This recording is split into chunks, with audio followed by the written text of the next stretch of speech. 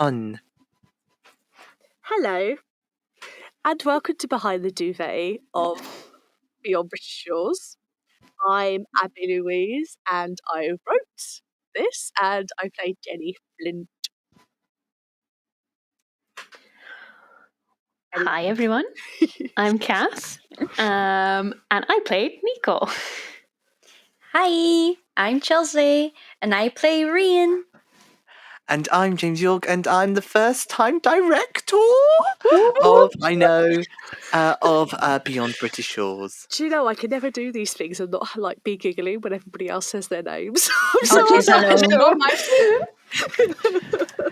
So, Paternoster Gang in Greece.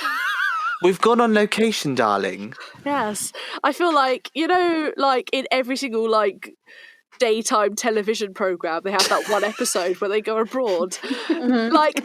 As some of you know, I've been recently rewatching Rosemary and Thyme. I was just about to say. And they have one episode set in France for no apparent reason. I feel like that's what this is. Yeah. You're going to the Greek island of Fernandos. It's like Fifth Doctor Jim. Yep. With Arc of Infinity. We're just going to go to Amsterdam. We're just going to go to Amsterdam. For no reason. We're just going to go to Amsterdam and just... Yeah. I mean, it's great. What this is. I mean, it's great that we're actually not in, for once, Victorian London. As much as there's obviously loads of stories that we can tell, it's great to see the Paternoster Gang abroad and actually going places. Sunning themselves. No, I'm joking. No, but this is the thing. Even, as soon as I wrote it, I was like, Jenny's going to have a tan.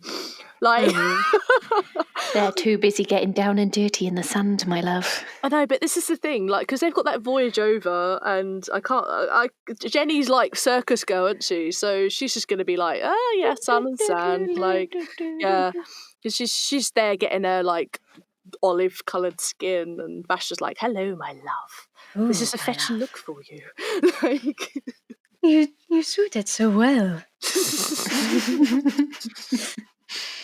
But no, it's very strange. I will say this: it's hard enough trying to write the Paternoster Gang without Strax. Mm-hmm. Let alone writing the Paternoster Gang without Strax and not in London. Paternoster on route. Yeah, basically. Paternoster Alicante. I thought you were going to say Aladante, and I was like, no. I mean, I know we ate them al dente, but no. I will say this though: the one thing I did enjoy about this was picturing everything. Mm-hmm. Yes, it was like the scene when Jenny's like, I can see to the bottom of the ocean. I just hit my microphone. This is not recording. I can see the sea is so clear and all this stuff, and it's just like memories of actually being abroad. It's stupidly beautiful. Hey, we got it in. It's great, isn't it? It's it's good to have that, and I think again it shows really what a great audio this is that it's the visualization. Oh my god, that's a big word for me. Visualization. Visualization, especially with audios, especially us doing audios, because you can immediately not visually see it, but I can see it. Mm-hmm. Same here. I'll say this: at this point, I've only edited 2 scenes, and it's very strange for me as the person who normally edits stuff set in the 1800s in London, in Bath, in some form of a town. It's very strange to not be having sounds like carriages and people talking. You'll just have seagulls and weeds. Yeah, crackling fires. It's gone from that to dripping sounds in caves and the sea, and it's a nice place to go for a change. Get out a bit. Even if I do try to kill you. Oh yeah, there is that. Oh, this is the other thing as well. This originally was a Sea Devil story. And I know. And basically, I saw the Sea Devil story with the 13th Doctor, and I was like, yeah, I'm going to change it. So, and then they magically became mermaid/sirens, which is so much more fun. I'll say this, I think the only thing I found hard with this script was the fact that I basically split the team into 3 Mm. because I wanted once again I'm going to say the whole make sure you listen to the bloody audio before you listen behind the scenes because that makes sense because there's spoilers in this. Yeah. Yeah, because I wanted people to be like, oh crap, like Jenny's just been pushed off the thing and we've not seen her in like 4 scenes. Like, Yeah. It does make it work because I'm like, where's Jenny at? but the And thing I is was as like, well, oh. because obviously I'm still trying to have her be struggling after Zamet, Mm-hmm.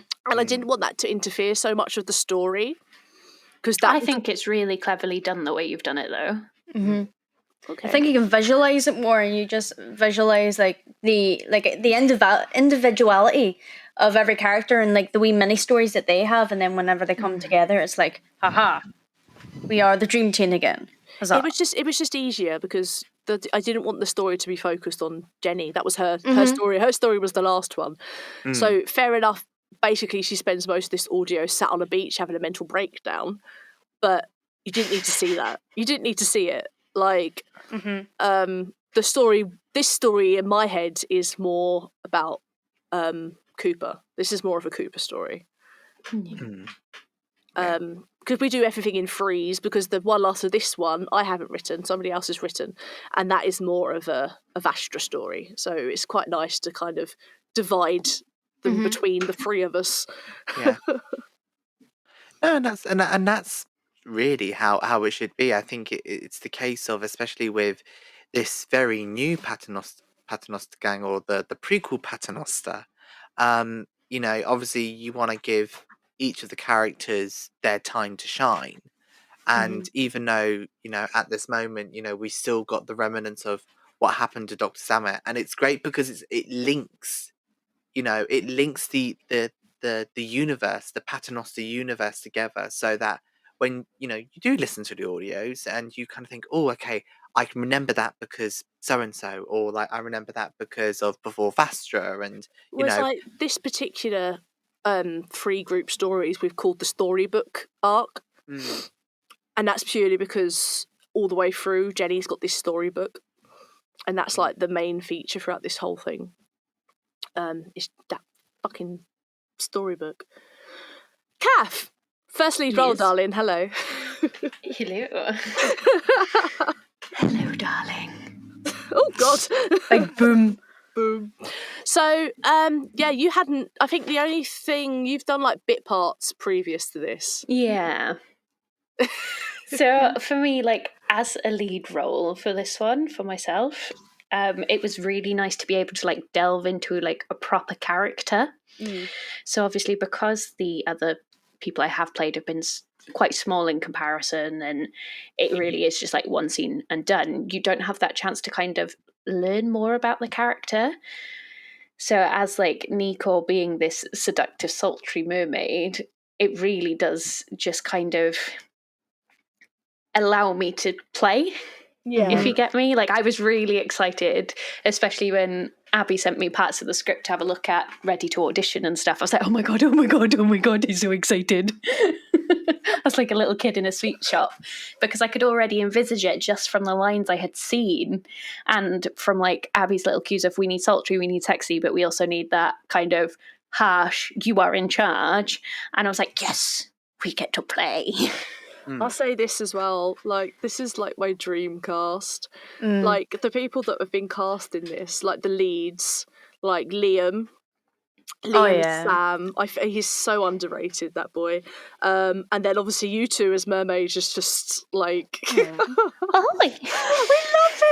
Like it's perfect. Like I will say this is probably, like casting wise, I feel like I've definitely got my dream casting beyond 100%. I mean, it was a joy to direct. I think that, and that's the perfect. That's really what a director can ask for, is to get, and it's also to get people. I mean, this is also the first time that I've directed Alia, and I Yeah. was like, oh my goodness. As a fan of Alia, I was like, oh my god, am I okay to do this? Am I okay to say no? I'm going to be a director. If she's done something wrong, I'm going to correct her. I'm going to do that. Too right, because that's the job of the director. That's what you're there to do. It I is. tell you what, it was nice because all the other Jenny stuff that I've done have been directed either by myself or Brandon. So it was nice to be directed by somebody else, sort of like a bit of a fresh intake, especially with this one, because I feel like only Jim could give the direction, like, be sultry, darling. Like, Yeah. work the microphone. Like, Just a Work wee the bit of microphone. spice. Be that spice. Oh my god, the Spice Girls reference. Oh my giddy here we odd. go. Here we go. But no, I mean, it was a joy to. It is a joy to direct, because obviously, with my stuff, I don't really necessarily direct it, and so it's good to kind of like try and get the reins in and kind of thinking, okay, I can see where you're coming from. Let's do that. And really, my aim for the director for this piece, was to really get, especially with the mermaids. I mean, again, Chelsea and Kath performed beautifully, but Thank I you, my Oh, dear. thank you. I really wanted to get the seduction, but the danger, the Mm-hmm. absolute danger, and yeah, I think they performed very well. Oh, thank Um, you. Oh. so I'll say yeah, this as well before we're running out of time now, but I would like to mention Josh Murphy, mm, who played Christian, because obviously this is the first time he's worked with TT. Everybody else has worked with TT before.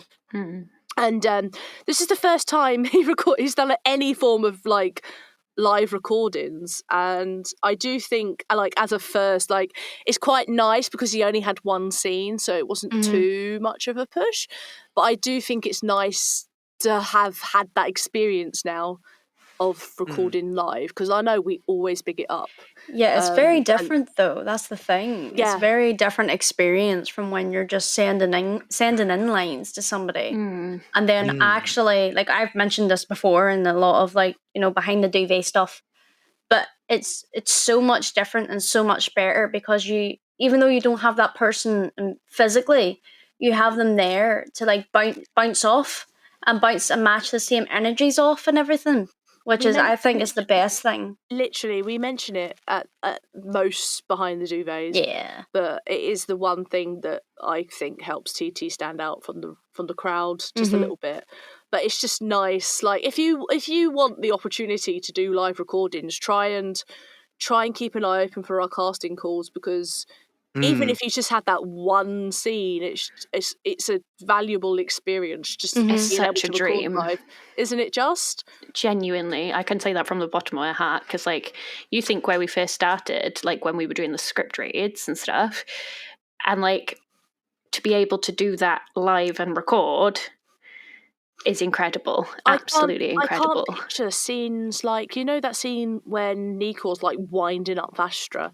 Yeah. I can't see you and Alia having have done that scene to a brick wall. Like, it works so No, it much just, you nicer. don't get that You feel. just have to have that person there, You really do, because you can get into the character so well then and really like poke and prod, or You can visualize it better. Like, I can visualize you being right in her face, like proper, like, where I say, like, yeah, I say we always talk about it, but I do think it's so much nicer. Anyway, Anyway, yes, thank it's you for listening to Behind the Duvet for Beyond British Shores. I am Abby Louise. I was joined by Kath Mill, Chelsea Lagan, and our director, James York. Thank you for joining us. Goodbye. Bye. bye. bye. I want to be where the people are.